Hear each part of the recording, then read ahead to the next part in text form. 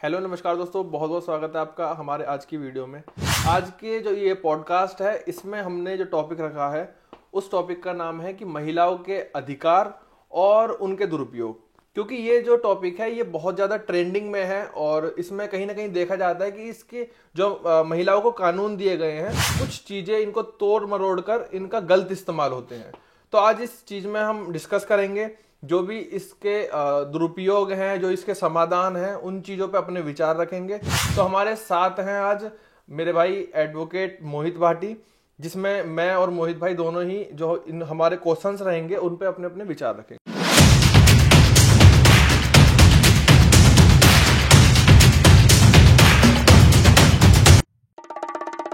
नमस्कार दोस्तों, इस सीजन का हमारा पहला पॉडकास्ट है।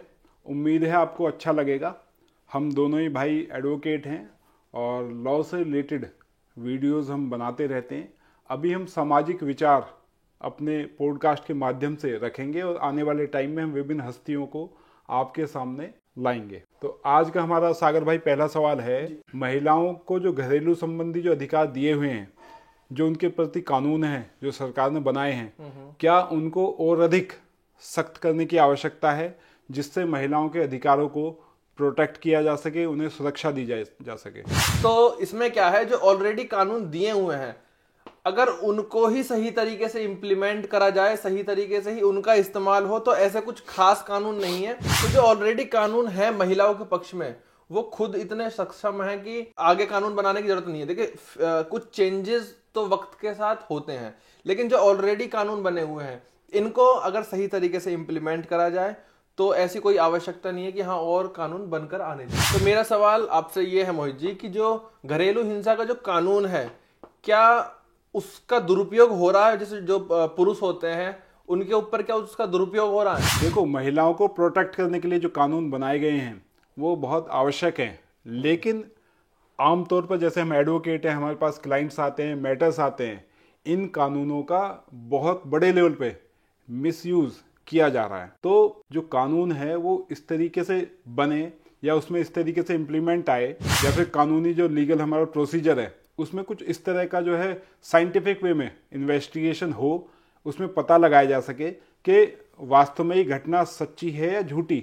ऐसा तो नहीं है कि महिला केवल अपने हस्बैंड को या फिर उसके रिलेटिव को परेशान करने के लिए, प्रेशर बनाने के लिए या फिर पैसे हड़पने के लिए, है ना, इस तरह का कोई मिसयूज तो नहीं कर रही है। तो इसमें आपके हिसाब से एक साइंटिफिक वो आना चाहिए कि उस चीज की हम तुरंत पता लगा सकें। हाँ। कि हाँ क्या गलत है। क्योंकि बहुत सी बार ऐसा देखा है किसी को फंसाने के लिए पैसों के चक्कर में महिला कंप्लेंट कर देती है और फिर उसके जो व्यक्ति है उसको, उसके परिवारजनक को, जितने भी होते हैं उनको फालतू में ही टॉर्चर करा जाता है। बिल्कुल बिल्कुल। देखो, मेरा सेकंड क्वेश्चन है, जो सेक्सुअल हैरेसमेंट जैसी जो घटनाएं हैं उनको कम करने के लिए या फिर महिलाओं को वर्क प्लेस पे सम्मान दिलाने के लिए कुछ ऐसे लॉज या कुछ ऐसे रूल रेगुलेशन बनाए जाने चाहिए जिनसे उनके अधिकारों का, उनके मान सम्मान का ख्याल रखा जा सके। देखिए आमतौर पर अगर देखा जाता है तो हम महिलाओं को और पुरुषों को समान लेके चलते हैं, लेकिन सामाजिक तौर पर अगर देखा जाए तो हम कितना ही बोल लें कि हाँ भाई वो समान है, लेकिन सामाजिक तौर पर वो चीजें नहीं हो पाती हैं। बात रही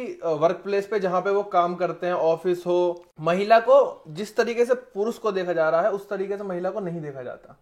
कहीं ना कहीं उसको फेस करनी पड़ती हैं वो चीजें। बाकी कुछ ऐसे अगर लॉज बन जाएं, ऑलरेडी वैसे ऐसे लॉज हैं जैसे कि महिला प्रेग्नेंट हो जाती है तो उनको उस पॉइंट ऑफ टाइम के लिए छुट्टी दी जाती है और उस जो टाइम रहता है उसका जो उनकी सैलरी है वो मिलती है। बाकी एक टॉपिक और उठ के आ रहा है कि जो महिला मासिक जो उनके पीरियड चलते हैं उस टाइम उनको अवकाश मिले, जो कि अभी नहीं है, मिलना चाहिए। हाँ, जो कि अभी नहीं है और उन्हें मिलना भी चाहिए।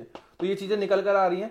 तो ऐसे कुछ कानून बनने चाहिए जो महिलाओं के पक्ष में है, लेकिन उन कानूनों को बनने का तरीका ये भी हो कि उसका हम कुछ दुरुपयोग ना कर ले। महिला इस वे में क्रॉस चेक करके उन कानूनों को बनाया जाए। क्या ये बात सही है कि जो सेक्सुअल हैरेसमेंट का कानून है इसका दुरुपयोग करके किसी भी व्यक्ति, किसी भी पुरुष के करियर पे या फिर उसकी प्रतिष्ठा पर हानि पहुंच सकती है? समाज में ये चीजें हमें देखने को मिलती हैं कि झूठे, लगभग मैं कहूंगा कि 80 से 90% जो केसेस हैं सेक्सुअल हैरेसमेंट के हैं या फिर रेप के हैं, वो फॉल्स हैं उनका इस्तेमाल करके, गलत एलिगेशन लगा करके जो पुरुष हैं उनकी प्रतिष्ठा को बर्बाद किया जाता है और उनके कैरियर को भी कहीं ना कहीं नुकसान पहुंचाया जाता है। और इंटेंशन क्या होती है उसके पीछे? पैसे की डिमांड, जैसे हनी ट्रैप जैसे केसेस चल रहे हैं जो अब करंटली ज्यादा चल रहे हैं। हाँ, वो इसी तरह की घटनाओं को जो अंजाम देते हैं। तो कहीं ना कहीं इन चीज़ों से जो है इन कानूनों का गलत इस्तेमाल भी किया जा रहा है। क्या आपको लगता है कि बलात्कार जैसे मामलों में केवल महिलाओं को ही पीड़ित मान लेना, केवल उनको ही विक्टिम मान लेना, ये पुरुषों के प्रति भेदभावपूर्ण है? देखिए, कहीं ना कहीं इस चीज को हम एक्सेप्ट करते हैं क्योंकि आज के तौर पर अगर देखा जाए तो जो रेप केसेस होते हैं ये मोस्टली फेक है। एक में आप ये फेक में ये आता है कि 100% भी झूठे नहीं हो सकते, लेकिन एक किसी चीज को बढ़ा चढ़ा के दिखाना ऐसा केसेस में होता है। दूसरी बात, इसका एक एग्जांपल ले लेते हैं। तो आज की डेट में जो देखा जाता है दोस्तों, वो लिविंग की चीजें बहुत ज्यादा निकल कर आती हैं और उसी में ही रेप केसेस बहुत ऐसे फॉल्स रेप केस होते हैं जिनको डालकर कहीं ना कहीं जबरदस्ती रहना पड़ता है लड़के को भी या लड़की को भी। जो लड़की होती है, लड़की केस कर देती है और लड़के को वो फेस करना पड़ता है।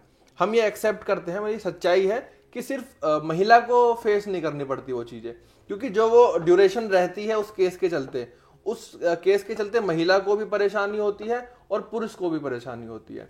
क्योंकि जब तक डिसाइड नहीं होगा मैटर, जब तक अब आप कह ही नहीं सकते कि कौन सही था या फिर कौन गलत था। इतने जैसे कि अभी करंटली कुछ टाइम पहले मैंने पढ़ा था न्यूज में, एक व्यक्ति को 8 साल तक रेप केस में जेल में रखा गया और 8 साल के बाद उसको बाइज्जत बरी करा गया। 8 साल बाद पता चला उसका कोई दोष ही नहीं है। तो उसने वो जब 8 साल बाद आया, जेल के बाहर आया, उसने देखा कि उसके भाई की और उसकी मदर की तो मृत्यु हो चुकी और उसकी बेचारे की शादी नहीं हुई थी, क्योंकि जिसके साथ वो शादी करना चाहता था उसने ही उसके ऊपर केस किया। ये तो बहुत गलत हो गया। ये तो बहुत गलत बात है। उसके तो जीवन की ऐसी हो गई। सेंसिटिव विषय है, मजाक नहीं। मैं तो इस चीज पे हंस रहा हूँ, जिससे प्यार करता था उसने केस किया। तो प्यार वाले लगाते हैं रेप का केस। वही तो दोस्तों, इसमें पीड़ित जो है महिला के साथ साथ पुरुष भी होता है, क्योंकि आपको पता ही नहीं है। जब तक आपको पता नहीं चलेगा कौन सही है कौन गलत, तो पीड़ित तो दोनों माने जाएंगे। तो आप ये मानते हैं कि बलात्कार जैसे मामलों में सख्त कानून और तेज प्रक्रिया जो है अपनाई जाए ताकि जो पीड़ित है उसको न्याय जल्दी मिल सके। जो रेप जैसे केसेस हैं या रेप के ऊपर जो अभी नए जो कानून इम्प्लीमेंट हुए, उसमें जो BNS आया, उसमें जो नए सेक्शन ऐड हुए हैं, वो ऑलरेडी इतने उनमें सख्त सजा के प्रावधान हैं। उसमें कम से कम उन सेक्शंस में जो रेप की धाराएं हैं, कम से कम 20 साल से लेकर के आजीवन कारावास और फांसी तक की भी सजा का प्रावधान है। तो मुझे नहीं लगता कि इससे कोई ज्यादा सख्त कानून हो सकता है।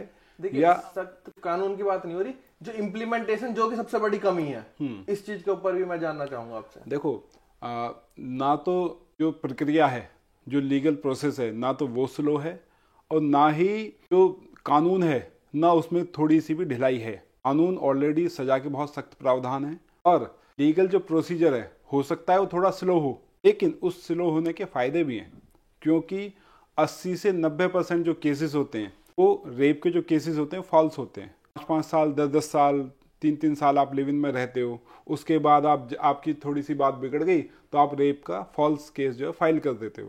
तो अगर झूठे केसेस में 80 से 90% केसेस जो झूठे हैं उनमें स्पीडी ट्रायल हो जाए, 1-2 साल में ही उसको सजा हो जाए, हैं 20 साल तक की तो मिनिमम पनिशमेंट है, आजीवन कारावास हो जाए, तो उसकी बेचारे के क्या दोष है। तो ये जो ट्रायल है, जो थोड़ा स्लो है प्रोसेस, इसमें एक फ़ायदा ये है कि जब लड़के लड़की लिव इन में रह रहे हैं और हीट ऑफ द मोमेंट कोई ऐसी घटना हो जाती है तो 2 साल, 5 साल, 6 साल जो केस चलता है उसमें उनका कंप्रोमाइज होने के चांसेस होते हैं, क्योंकि जो फॉल्स केस है तो उसमें पनिशमेंट मिलने का क्या वो है, नहीं मिलनी चाहिए।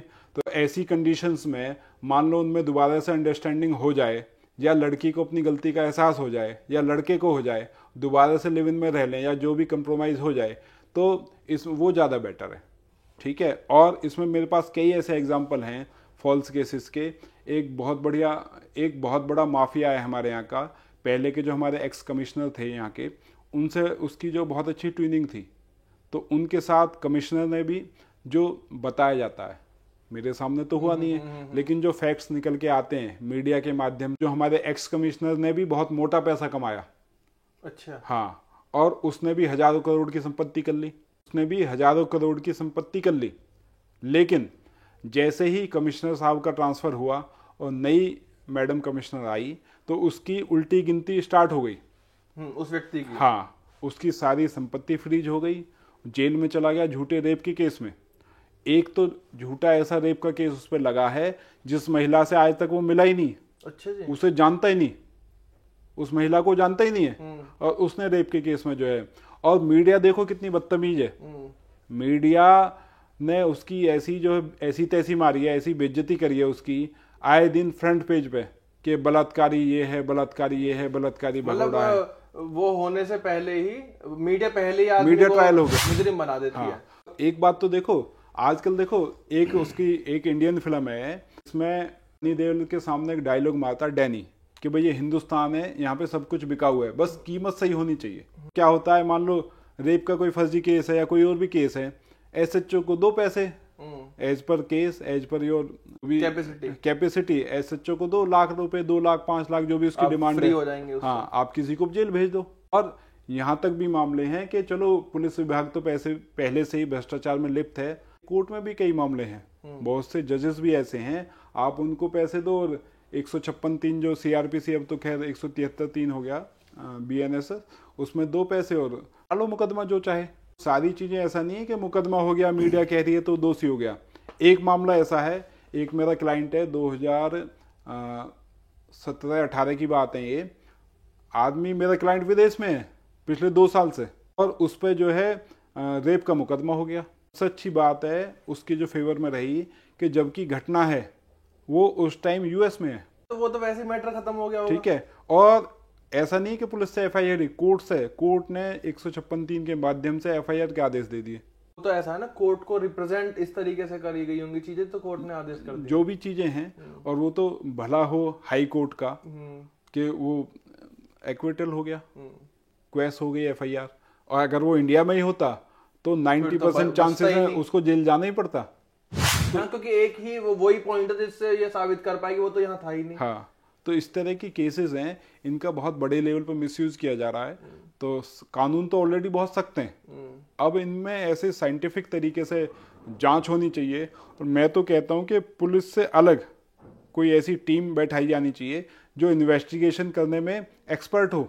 हाँ, ये बात सच्चाई। पुलिस का काम केवल समाज में कानून व्यवस्था को बनाए रखने के लिए, शांति को बनाए रखने के लिए केवल इतना होना चाहिए। तो एफआईआर को रजिस्टर्ड करना, इन्वेस्टिगेशन करना, वो साइंटिफिक तरीके से होनी चाहिए, और वो एजुकेटेड पर्सन होने चाहिए जो इन्वेस्टिगेशन करें। फिर अगला सवाल है सागर जी, क्या आप मानते हैं कि जो म्यूचुअल कंसेंट, आपसी सहमति से तलाक ले लेते हैं कपल्स, वो एक सही विकल्प है, वो अपने तलाक लेकर के जीवन में आगे बढ़ सकते हैं?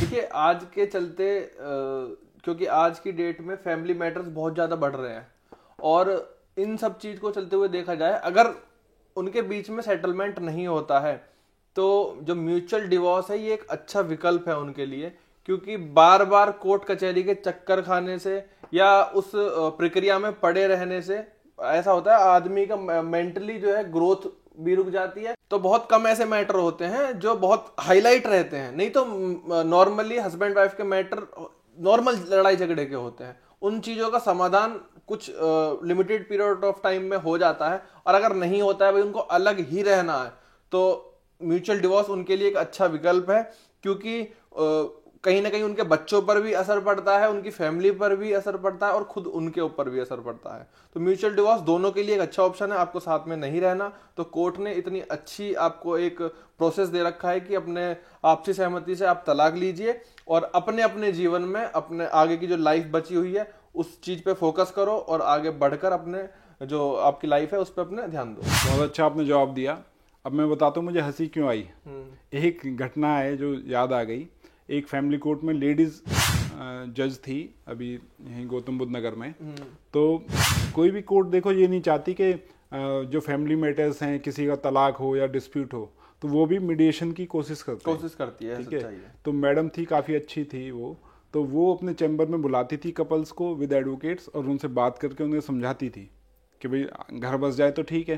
तो ऐसे ही मैटर में मैं गया था, तो मैं हस्बैंड की तरफ से एडवोकेट था और सामने वाले जो है, तो जब महिला बुलाई गई तो मैडम ने उसकी वाइफ को समझाया कि भाई ये बड़ा अच्छा लड़का है और आप साथ में रहो, ठीक है, ये व्यवहारिक भी लगता है मुझे बात करने से, आप साथ में रहो, आपका घर बस जाएगा, आप 6 महीने साथ में रह के देख लो क्या दिक्कत है।